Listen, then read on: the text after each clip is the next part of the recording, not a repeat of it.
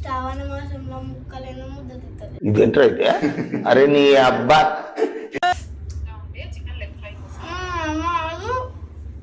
అందుకే ఫోన్లో ముక్కలు చూసుకుంటే ఉట్టాన్నం తింటున్నా.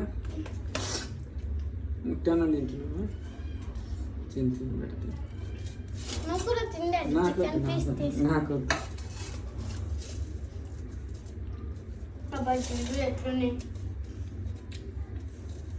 నా కళ్ళ ముందే నాకు ఇట్లా జరుగుతుంది, ఇంత మాయలేమే అవుతుంది.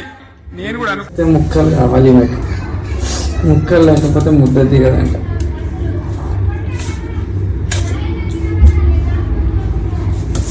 ఎంత మంచిగా చికెన్ వాళ్ళకి వాసన వస్తుందా నీకు? చికెన్ కర్రీ చెప్పు.